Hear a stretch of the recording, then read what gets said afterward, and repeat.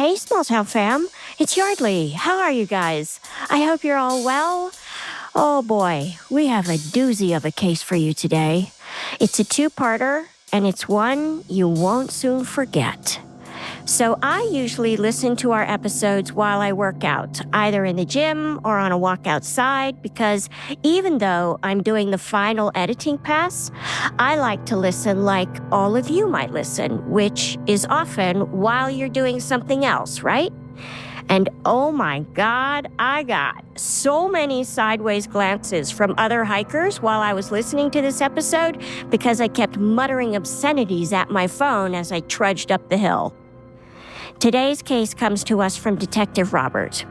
It's no accident that Robert has been our most frequent guest over the years.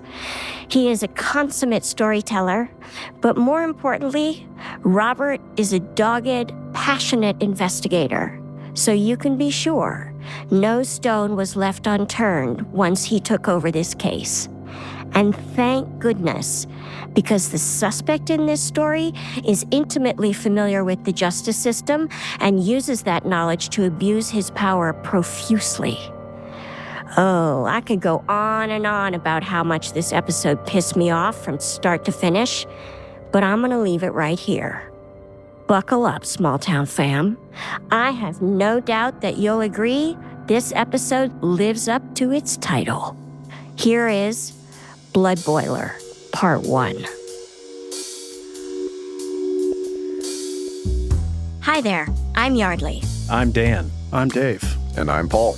And this is Small Town Dicks. Dave and I are identical twins And retired detectives from Small Town, USA. And I'm a veteran cold case investigator who helped catch the Golden State Killer using a revolutionary DNA tool. Between the three of us, we've investigated thousands of crimes, from petty theft to sexual assault, child abuse to murder. Each case we cover is told by the detective who investigated it, offering a rare, personal account of how they solved the crime. Names, places, and certain details have been changed to protect the privacy of victims and their families. And although we're aware that some of our listeners may be familiar with these cases, we ask you to please join us in continuing to protect the true identities of those involved Out of respect for what they've been through. Thank you.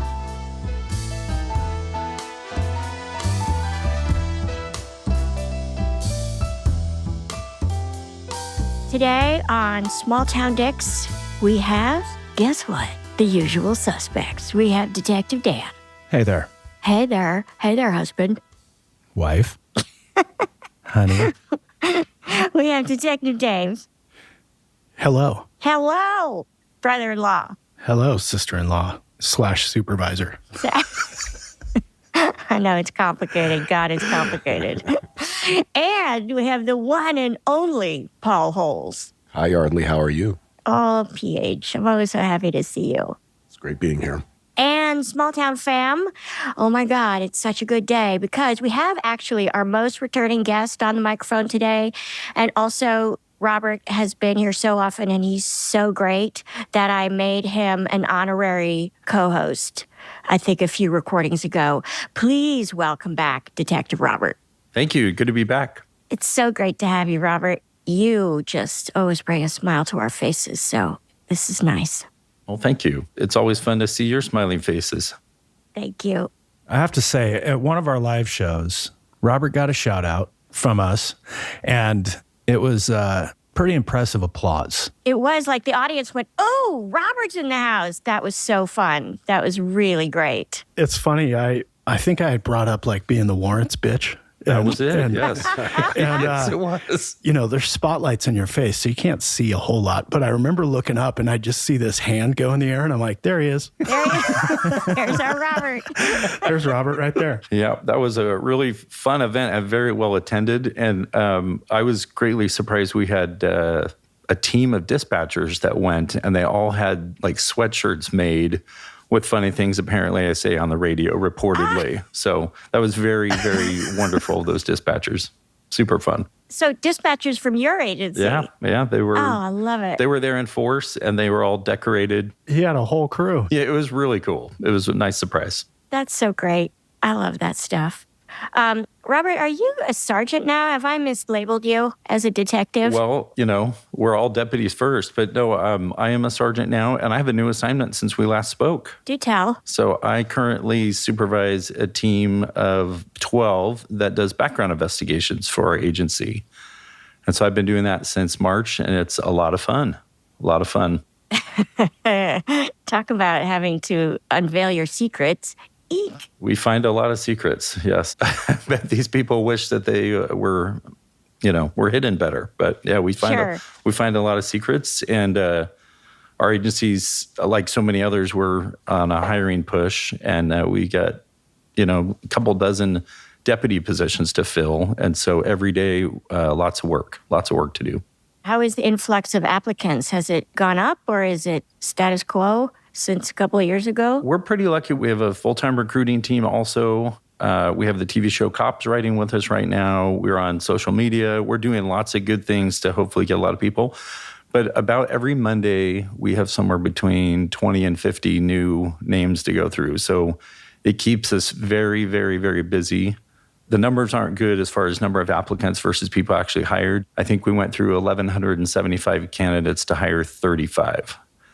So it takes a lot of applicants to get a good hire. But yeah, we're trying. We're sure working hard every day. That's amazing. I would say, you guys are held to an exceptionally high standard, and I'm not saying that's a bad thing, but it is a real thing. I feel like you have 3 times as many boxes to check in order to make it through the gauntlet, There's so many steps and there's so many places along the way where people get disqualified that it kind of segues nicely into this story we're going to talk about, because people still get through, right? They still pass the written psychological screening, they pass the in-person psychological screening, they pass all the different steps along the way, and then they get into the business and things still go south. So no matter how much effort we put in on the front end of things in the hiring process, there's still a few bad cops out there, unfortunately. Yeah, of course. In that case, please tell us how this case came to you. So I'd been a detective about 7 years at this point, and this case is one that just came in through the patrol side of the house. So someone calls into dispatch, they make a report, patrol goes out and takes the initial report, and then it was assigned to me.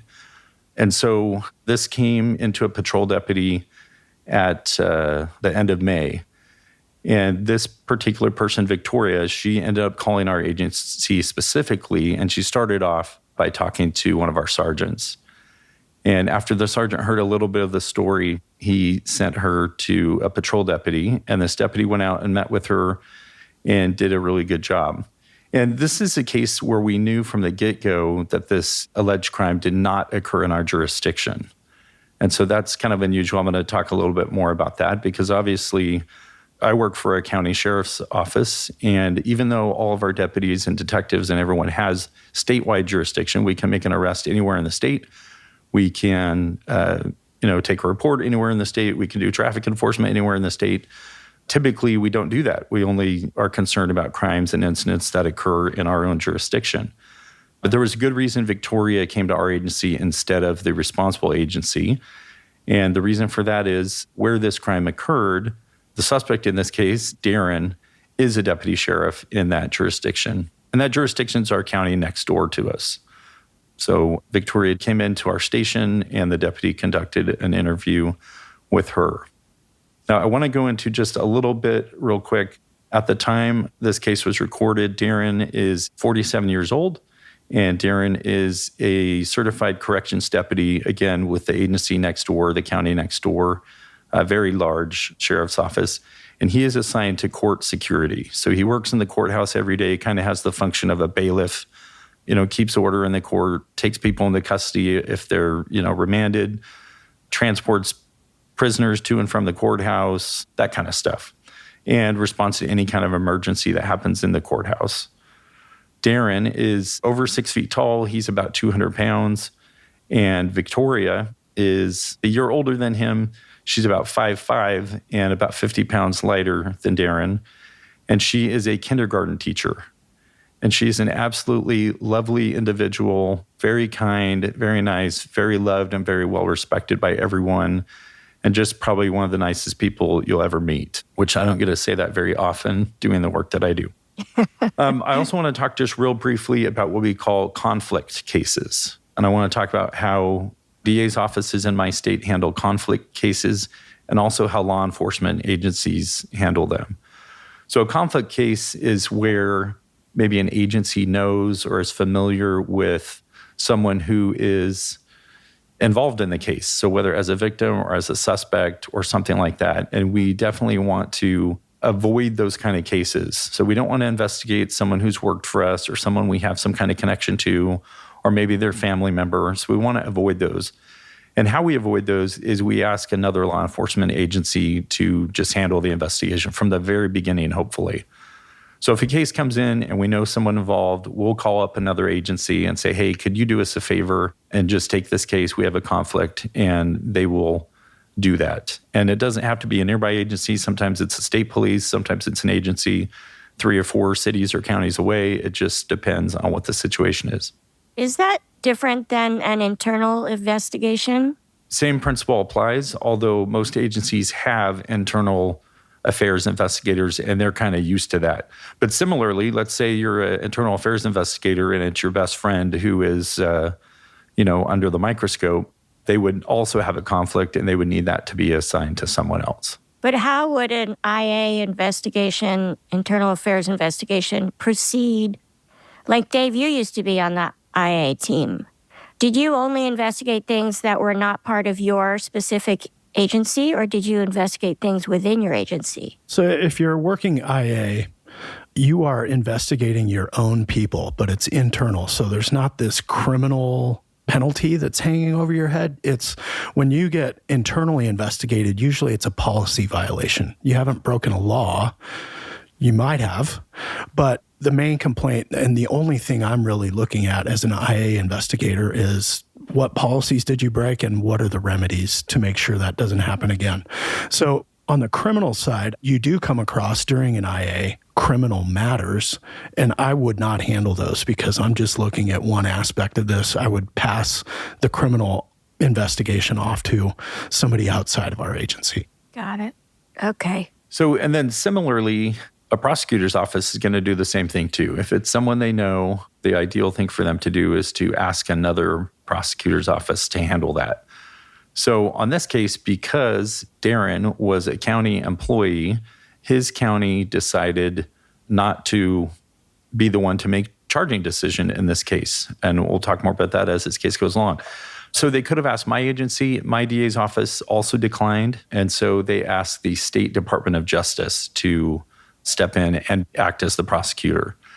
And their employees, they're called Deputy Attorneys General. There were 3 of them involved in this case, just due to high turnover and I guess staffing issues. And it was kind of a mess. So that was not ideal in this case. Plus, I was dealing with attorneys that I had never dealt with before, versus my DA's office. I was, on a first name basis with all the felony attorneys. And even at this other county's DA's office, I knew several of their felony attorneys, so I would have preferred to work with them.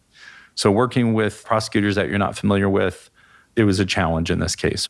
Hey, Robert. Yeah. Darren is 47 years old. He's working in the courts. Is he like a long-term deputy, or is he relatively new? No, he is also very close to retirement. I would say a year or 2 away from retirement at this point. He's been there a long time. He's worked his way up. So he's well known in the jurisdiction. Yes. And that's a great question too, because it presented its own set of challenges, because Darren is on a first name basis with all the players at the courthouse, all the judges, all the prosecutors, and defense counsel.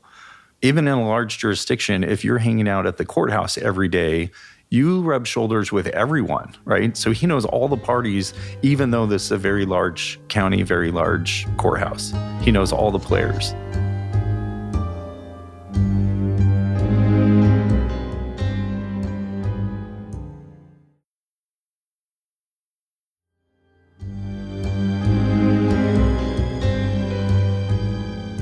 Okay, so like I mentioned, Victoria met with one of our patrol deputies who did a great interview, and I'll run through here the initial statement. Victoria tells us that her ex-boyfriend is named Bob, And Bob's a firefighter. He works for the city fire bureau, and he's a longtime firefighter. Bob's a veteran there. And Victoria says that she and Bob had a relationship, but they've been broken up now for a few months at this time that this case comes in. But she and Bob have remained close friends. Victoria mentions that Bob has been friends since childhood with Darren. And so they go way back, and they're thick as thieves.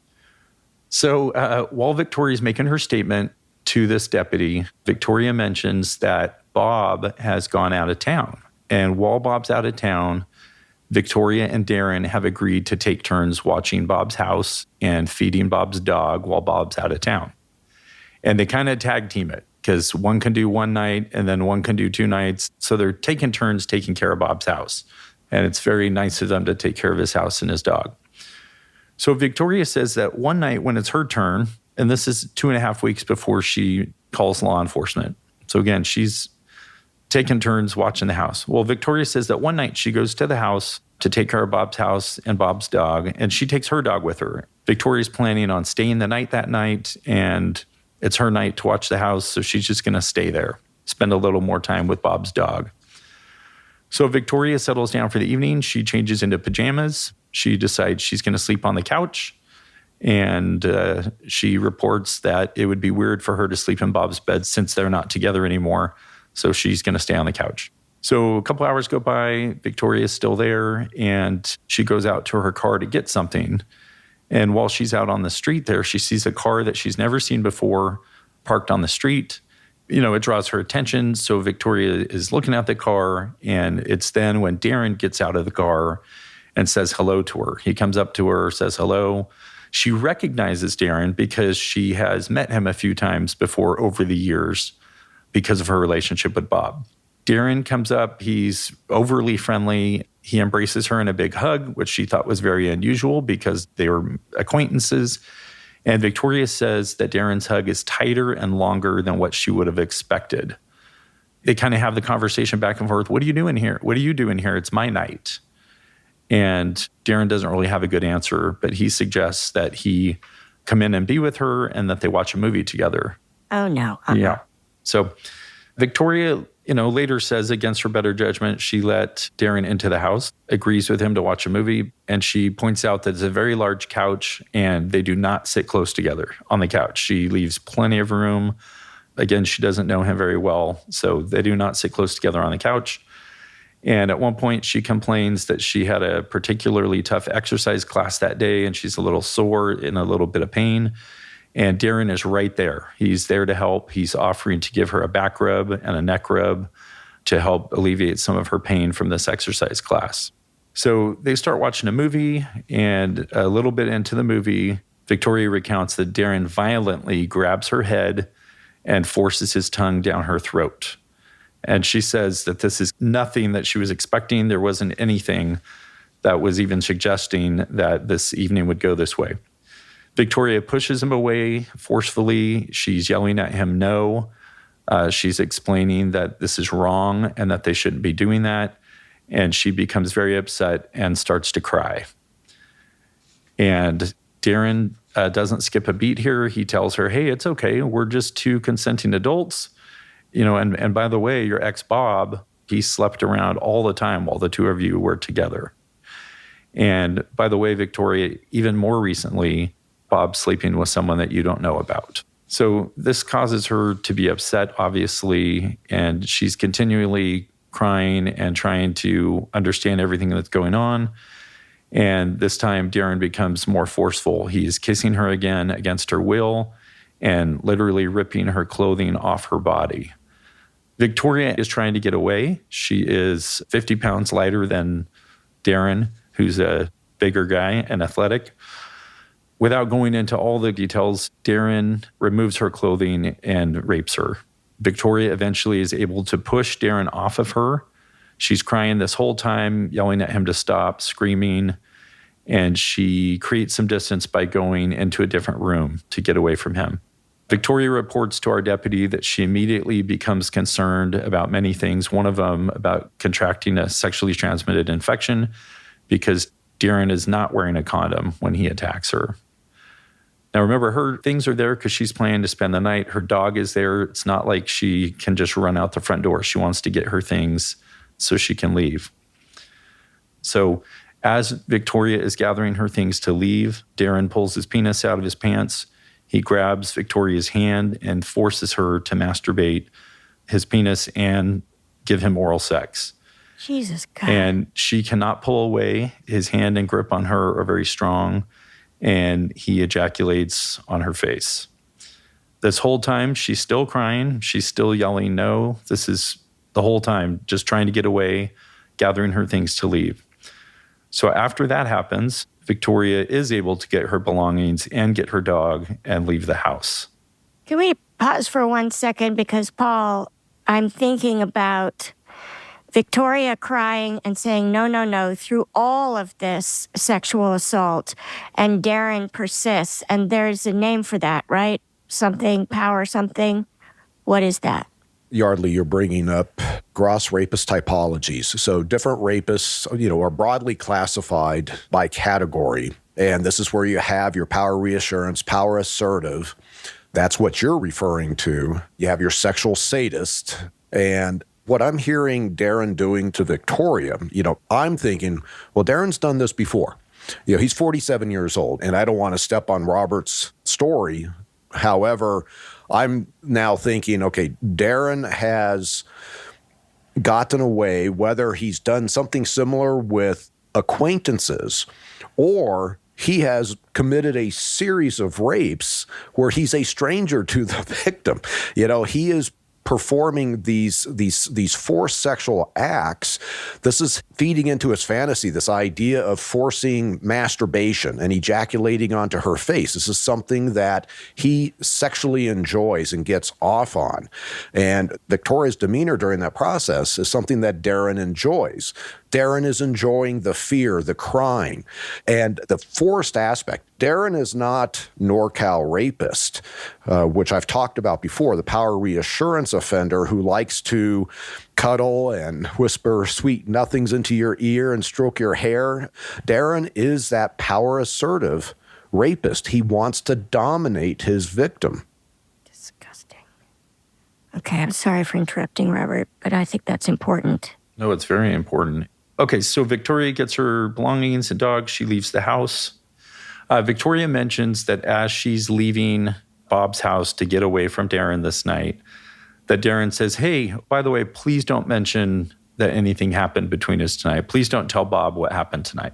So quite the gentleman. She goes home, and the first thing she does is wash her clothing. And that is related to the shame and embarrassment that she feels. Even though it's not her fault. Exactly. And it's one thing that she has control over is she washes her clothing to, I guess, get rid of this memory and this thing that has happened to her. And then one thing that's important for the criminal investigation side, I'm reading this report, she has not had any contact with Darren since this happened. So 2.5 weeks have gone by. They haven't texted. They haven't called. They've had no contact. So as they go through this interview, she provides a lot of details, and Victoria wants our deputy to know that Darren works at the courthouse, that he is a deputy sheriff. And the deputy asks, has there been any issues at work? And Victoria reports that Darren has had sex with a judge in the judge's chambers while at work, and that Darren sleeps around with all the women at the courthouse. How does Victoria know that? So she knows this through her relationship with Bob. And she's reporting it because she feels it is relevant to kind of like the person who Darren is. And Bob knows because Bob and Darren are good friends. And so in gossiping, Darren has said, guess what I'm doing? Well, and the bragging thing that men do sometimes. So, Darren's bragging to Bob, here's what I do at work, and here's this conquest, and this conquest, and this conquest, and this conquest, and it kind of goes on and on. Well, Bob shares that information with Victoria. And she's reporting it here just to kind of show who he is and what his character and work ethic is. Yeah, like pattern of behavior. Exactly. Yeah. Well, there also is like a lack of, what do you want to call it, male loyalty. So Bob and Darren know dirt on each other, and yet each of them are spilling dirt to sort of this mutual girlfriend. It's almost like they're trying to undermine each other. Interesting. Yeah. And Robert, I'm curious, you mentioned that Victoria reports this about 2 weeks after the initial assault. So has Victoria talked to Bob about what happened at this point? No, not at this point. She has called a sexual assault hotline and spoken to a counselor over the phone a couple times. Those are anonymous and you can kind of get advice. And, those hotlines are a wonderful resource. They're available 24/7 and they don't pressure someone to talk to law enforcement, right? Sometimes people just want to be heard. But these hotlines also explain the option of, hey, there may be some forensic evidence available within a certain time frame, and they just want to educate the caller. Like you might want to go to a hospital, or sometimes people call in and the crime has happened years and years ago, where it's more of an advice. Let's listen to you, or let's get you hooked up with local resources. And so Victoria had called that hotline and spoken to a couple people. And in my experience investigating sex crimes, a lot of times people don't know what is a crime and what is not a crime. And so they kind of doubt themselves and they're not quite sure. And so that's one of the things that Victoria told me later after I met her in person is she said, I always thought there had to be some kind of physical violence, that I would be beat up or that I would have bruises all over me before it would be considered a crime. And so by her talking to these helplines, they let her know, like, no, that is a crime. You don't have to have any, extensive injuries or anything. And so that kind of increased her confidence to come forward. Maybe speaking to that, as I was listening to you describe Darren's actions with Victoria there on the sofa, he's grabbing her by the head and forcing a kiss on her. In your state, what kind of charge would that command? So anytime there's a forcible compulsion involved, it elevates it to a pretty high crime. It's called sex abuse in the first degree. And so we're definitely in that arena already. So even just a quick read of the patrol report, I knew we were looking at felony crimes. Darren escalates the sexual activity from that point on. And I think what I'm trying to underscore to people who may be unaware of what a crime actually is, that simple act of that forced kiss is a major crime in your state. Yes, definitely. That's a really good point. And Robert, in this case, Victoria, because she's reaching out to law enforcement 2 weeks after the event, she did not get a sex assault kit, did she? You're correct. Yeah, it's too late. We are typically asking our survivors to come in, even if it's up to 84 hours after a known event, because of how good the technology and the medicine is now. But yeah, we're well past that. I think Victoria's report was 2.5 weeks after the incident occurred. And so that's another challenge in this case, is that we don't have any forensic evidence. And I also want to highlight too, with Darren being a law enforcement officer, even though he is not on patrol, he obviously sits through trials every day where he is hearing what has worked for criminals and what has not worked for criminals, right? So he sat through who knows how many sex assault trials where he knows what to say, what to do, what to avoid. Being in law enforcement, what do I have to anticipate when I try to go talk to him? I have to anticipate that he's not going to say a word, right? Because just being a part of the system, you know that good things don't happen after you've heard the Miranda rights. Good things do not happen if the police are knocking on your door and you are being read the Miranda warning, right? Smart people stop talking when they hear those words, right? We're going to have to cut this all out. I'm just kidding. But your point is so well made, Robert. Darren is the perfect student of the system. I mean, like D'Angelo, the Golden State Killer, starting out as a cop, and he knows all about what the burglary do's and don'ts are when he starts out as the what is it, the East Bay burglar, the Visalia ransacker. God, he got it. Just trying to keep up here, people. I just want to address the time window of physical evidence in sexual assault cases. The human body naturally cleanses itself when there's foreign substances put into, let's say, the oral cavity, the rectal cavity, vaginal. Vaginal, even though it cleanses itself, evidence such as semen, some sperm, can last longer in the vaginal cavity than the other orifices.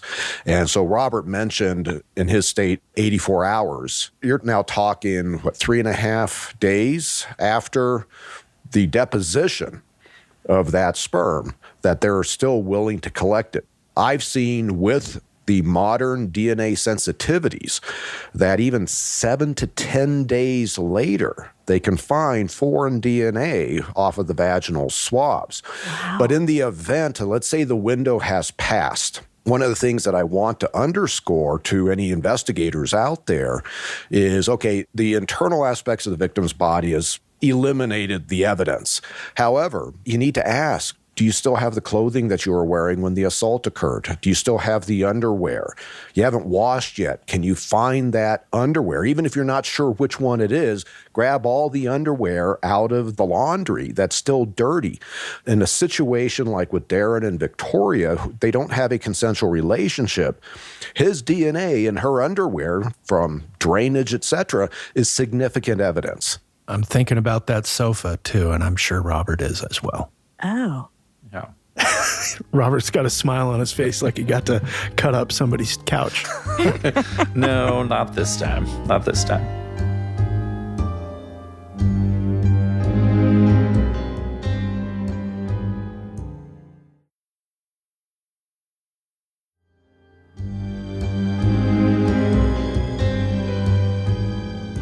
All right, so we're still in the point where Victoria is speaking to the patrol deputy. And so this is the initial report. Robert, I'm assuming that Victoria took as long as she did to go to the police because of the shame and the guilt that she was feeling, even though none of what happened is her fault. Exactly. Victoria felt embarrassed for what happened. She was blaming herself. Why did I let this guy in? I barely know him. I have met him a couple times over the years, which helped Victoria feel a little bit safer because she knew he was friends with Bob.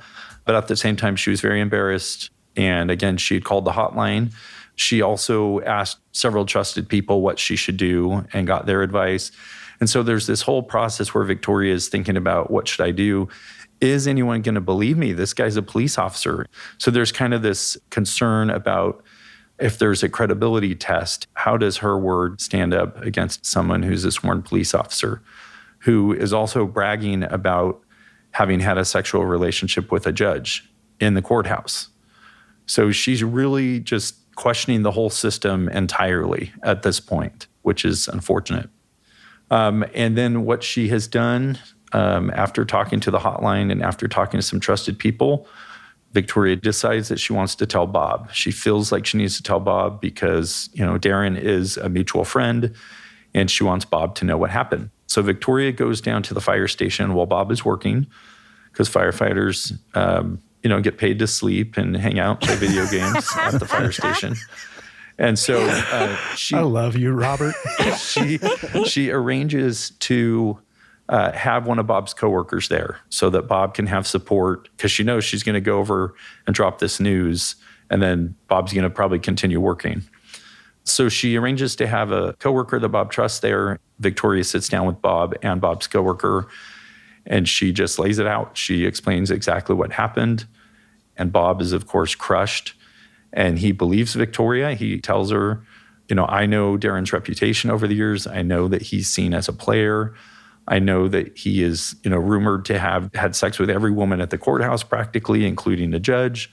And so Bob instantly believes Victoria, and he lets her know that he supports her, and as difficult as it's going to be, he will support her in any way that he can.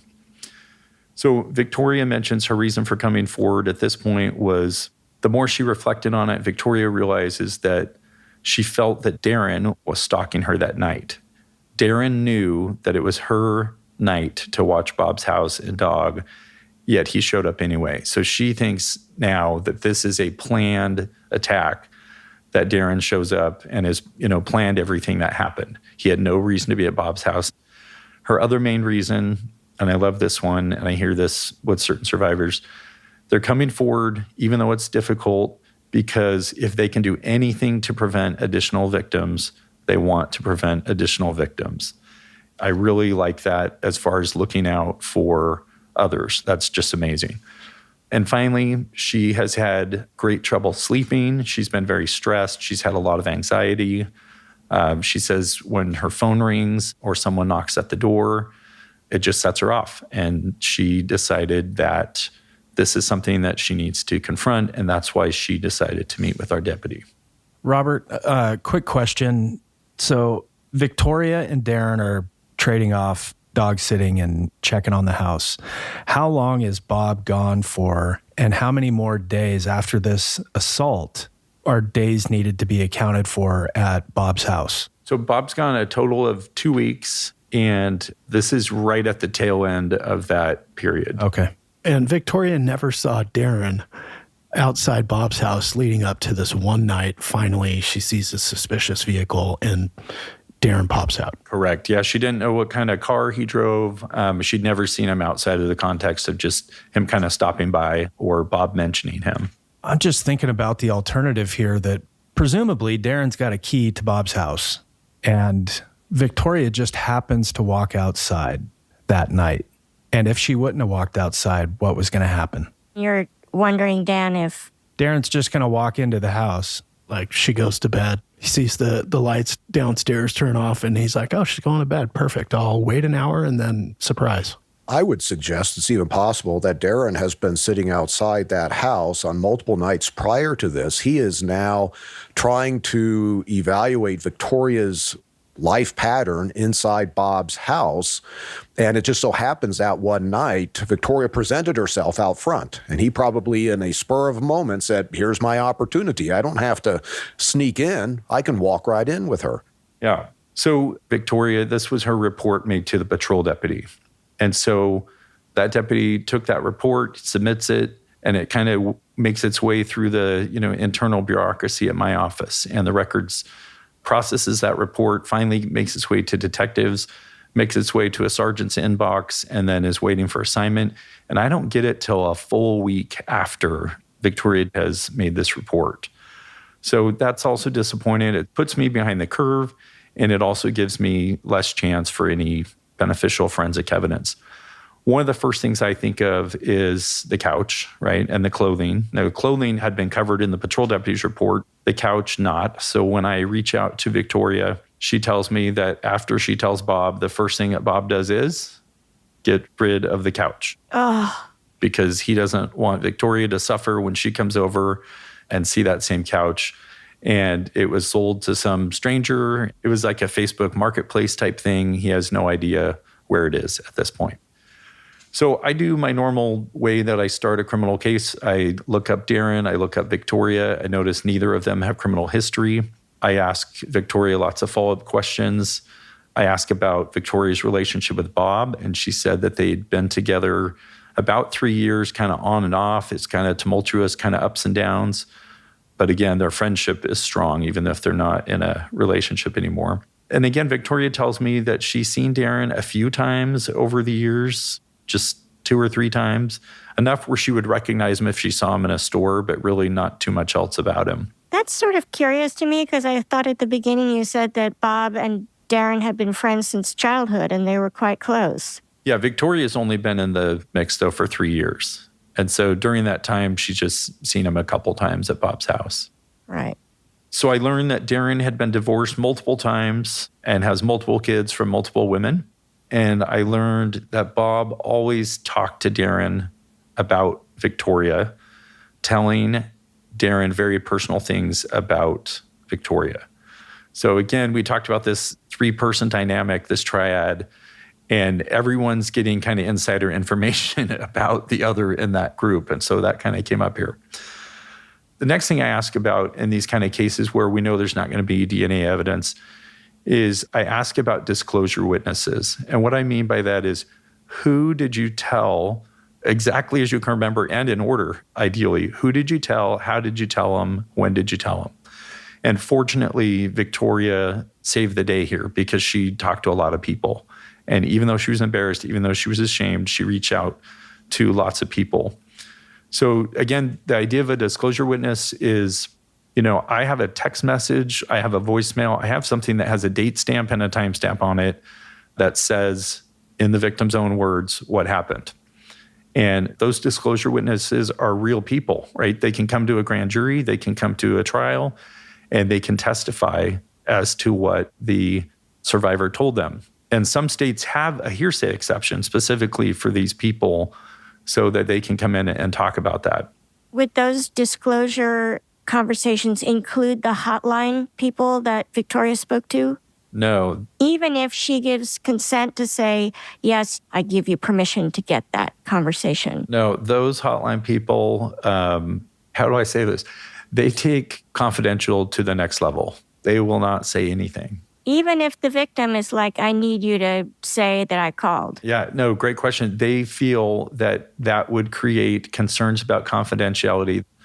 However, we have phone records of a survivor calling the hotline number on dates and times. And, we can show that the call lasted 8 minutes or 14 minutes or whatever. So that can be helpful that way. One of the people that Victoria reached out to right away was her sister. And because her sister was working and Victoria was also working within this time period, they had a long text message history where they're talking about this and discussing. And so one of our things to look at is Victoria's report consistent with what was reported to law enforcement? And it was. And then reiterated in these text messages with Victoria's sister. Exactly. And in her text messages to her sister, she reports that she's had conversations with the sex assault hotline. So further corroboration there. A week after this happens, Victoria tells me that she's over at Bob's house and Darren just happens to stop by because he's, friends with Bob. So he just happens to stop by. She is instantly panicked. She leaves right away. And she says that this increases her nightmares and fears for her safety. So this is all consistent with, a situation that obviously wasn't consensual that causes this kind of response in a person. Do you think that Darren stopped by not because he's friends with Bob, but because he wanted to get eyes on Victoria? It's hard to know. Yeah, it's really hard to know. I know that Bob and Darren had that close friendship up until this point. And remember, at this point, Bob still doesn't know what happened. Oh, he doesn't? At this point, he doesn't know yet. Oh, okay. So anyway, it's obviously bothering her.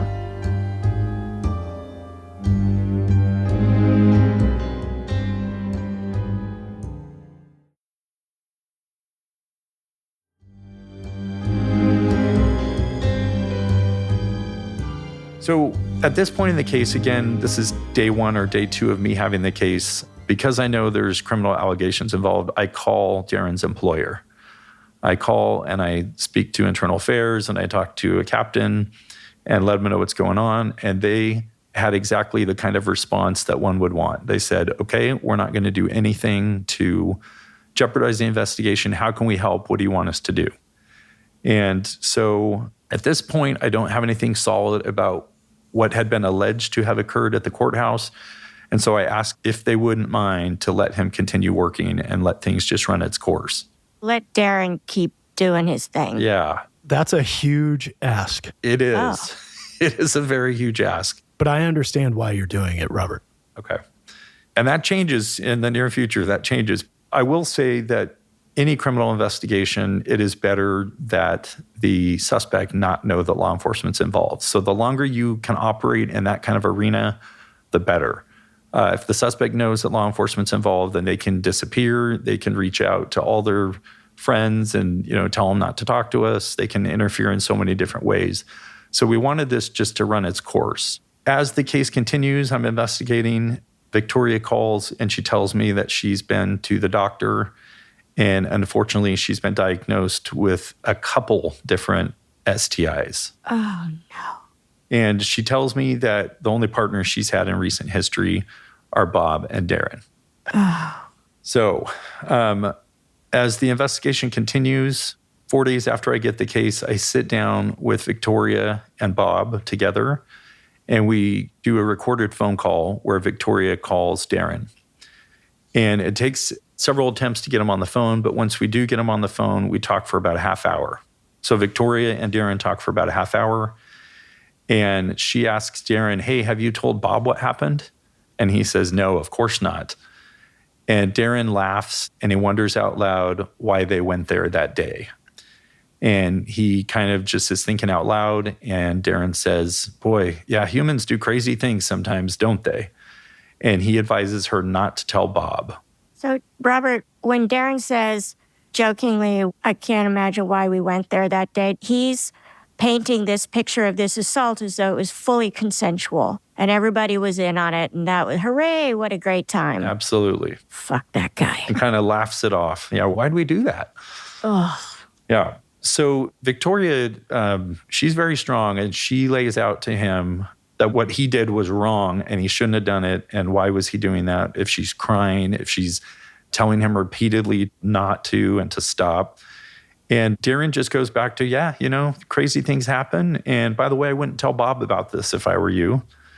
And as Victoria continues confronting him, Darren finally apologizes and said he was sorry it happened. He said, I don't want to blame you, and I don't want you to blame me. All that happened that night was I stopped by the house to get some of my things that were at Bob's house, and everything else that happened after that was just the perfect storm. So then Victoria confronts him about these new STIs that she's been diagnosed with. And Darren replies, yeah, I got to admit, I've had one of those since high school. And Darren says, hey, I didn't tell you about it because of how fast everything happened and because we, quote, hardly did anything, end quote. Victoria is livid at this point, as you can imagine, and she asks, why would you knowingly infect me? And Darren just laughs and says that he shouldn't have. Victoria tells this creep that she was crying the whole time, told him several times repeatedly to stop. And Darren responds, hey, I guess we're just kind of looking at things differently. I don't feel like I forced you to do anything you didn't want to do. He then starts educating her on our state law. And he says, hey, what you're describing is rape, and that's a very serious allegation. And Darren tells her, hey, I consider what happened a lot more mutual than what you did. And Victoria yells back at him, even though I was crying? I was very proud of her, but she goes after him. And Victoria asks him, how does a woman crying equal consent in your mind? And she just gives it to him. And it was a very strong and powerful statement in that recorded phone call. Darren is a condescending a-hole, and he pretty much just dismisses everything that she brings up and kind of laughs it off, which is just really insulting. Is that also a form of grooming? Let me put my thoughts into your head. Let me see if that works. Let me see if I can change your perspective. Maybe it could bring you over to my side, and then I'll be all right. Absolutely. I think there's this hierarchy. Look, you're going to do what I want you to do. And then if you object to it, I'm going to explain it away, or I'm going to laugh it off, or I'm going to, reframe it in a way that's not true, but I'm going to reframe it in a way that makes me look good and you look dumb. Yeah. Darren is trying to marginalize. And you think of how many phone tricks Darren might have heard in court. He knows when a victim calls out of nowhere that they might be asking for admission. So he's going to play she's kind of overreacting, don't you think, detective? Like, look at this. I see things one way, she sees things the other. He's building his defense already. Right. He said, she said. Yeah, and let's be honest, in the criminal justice system, what is the requirement, right, for a conviction? It is proof beyond a reasonable doubt. And if you have one person saying something, the other person saying the opposite, we don't get there, right? You don't get there at all. It's a very, very high burden, and Darren knows that better than most people. Which is also why Robert is doing so much work to corroborate Victoria's statements throughout. And that's how you overcome some of these gaps, is to corroborate. Contemporaneous with this statement was made, and here's the person that they said it to, and they confirm. You're kind of stuck with trying to do that to make your case than having a smoking gun like bed sheets. And Darren, I imagine internally after this call with Victoria, he's recognizing what is going on. There is going to be maybe a level of panic on Darren's part. And I imagine Darren's going to go, well, this could cost me my career. How do I not let Victoria come forward and disclose what happened that night? I can see him going through multiple scenarios on how he could prevent Victoria from accusing him of this sexual assault. And I think that this is a battle involving Darren's ego, right? And this can be generalized to other offenders and other cases, but I think especially here is he has an ego and he knows himself better than anyone, right? So Darren knows here's how I've conducted my life the last 47 years, and here's what I've gotten away with. And we haven't even got to any of that yet, but he knows what he's done and what he's got away with. And so I think his ego is so strong that he probably feels he's untouchable. Right. Okay, so their phone call continues, and Darren, even though he's had one of these STIs from high school, he said, he expresses great surprise that Victoria contracted this STI from one contact with him. Darren acknowledges, man, I should have just driven away that night when I saw your car there because I already have a girlfriend. I'm in a relationship right now. I should have just driven away that night when I was showing up at Bob's house. So again, this to me, not that it goes into my objectivity or my professionalism, but I just hate the guy, right? You just hate some of these people the more you hear about them. But also, he's just contradicted himself because before he said he only showed up at Bob's to get his stuff. Yeah. And therefore, if that was true, you knock on the door, you get your stuff, and you actually do leave. So fuck you, Darren. Fuck you. Yeah. Well, he's a liar. He's a liar. Yeah, we'll take Yardley on the jury. Thank you. Yeah, exactly. Now I actually can't wait to be on a jury. I feel like I have so much information, they probably would Google me out. So at the end of the phone call, Victoria tells Darren, I want no more contact with you. Do not call me. Do not text me. I don't want to see you. I want nothing to do with you. Don't do it. And we go through that with our callers on these because we also have a crime in our state where if you continue communicating with someone after you've told them that, then that's its own crime. And so that gets us something, it's a misdemeanor, but basically if you tell someone not to call or text and they continue doing it, then we could arrest him just for that. So we like having options.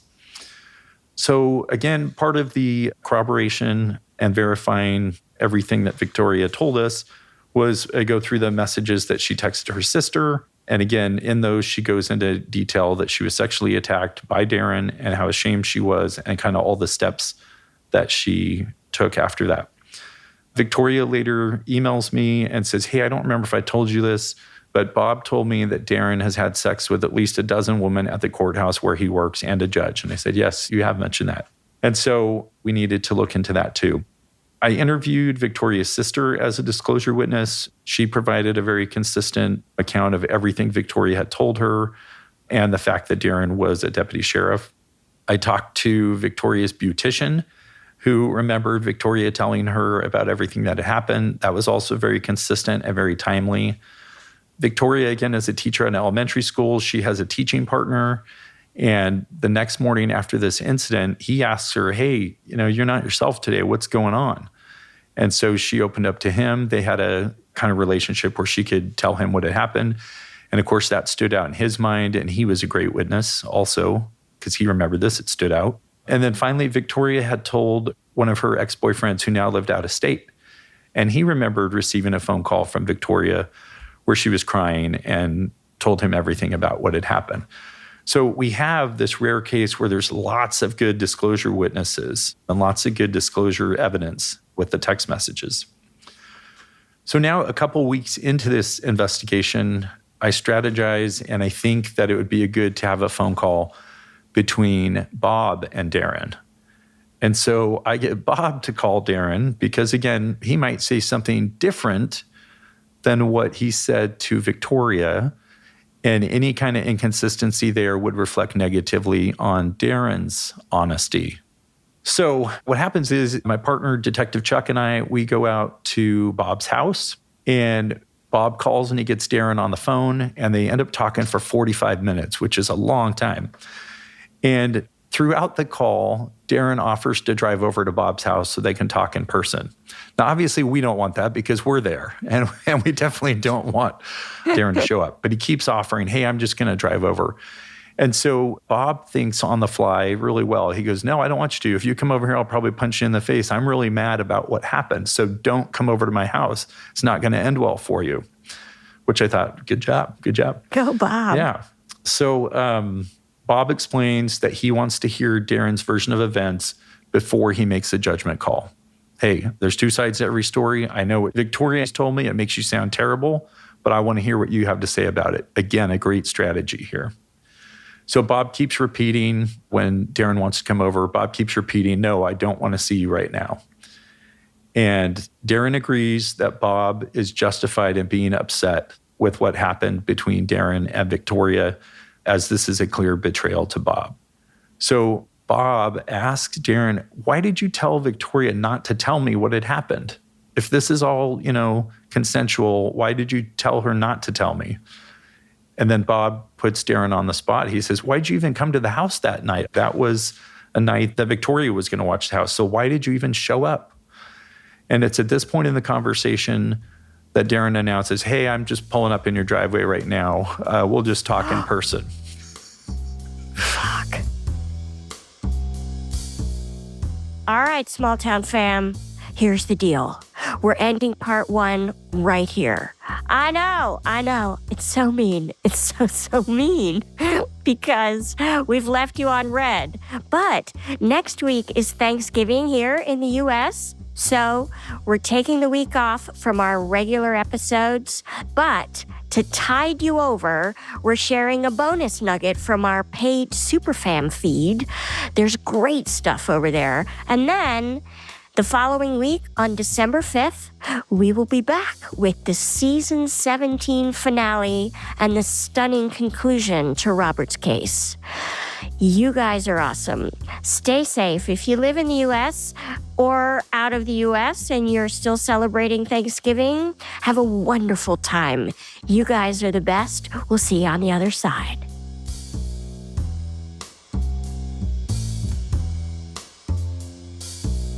Small Town Dicks was created by Detectives Dan and Dave. The podcast is produced by Jessica Halstead and me, Yardley Smith. Our senior editor is Soren Bajan, and our editor is Christina Bracamontes. Our associate producers are The Real Nick Smitty and Aaron Gaynor. Logan Heftel is our production manager. Our books are cooked and cats wrangled by Ben Cornwell. And our social media maven is Monica Scott. It would make our day if you became a member of our small town fam by following us on Facebook, Instagram, and YouTube at Small Town Dicks. We love hearing from you. Oh, our groovy theme song was composed by John Forrest. Also, if you'd like to support the making of this podcast, go to smalltowndicks.com/superfam and hit that little join button. There, for a small subscription fee, you'll find exclusive content you can't get anywhere else. The transcripts of this podcast are thanks to Speech Docs, and they can be found on our website, smalltowndicks.com. Thank you, Speech Docs, for this wonderful service. Small Town Dicks is an Audio 99 production. Small Town fam, thanks for listening. Nobody is better than you.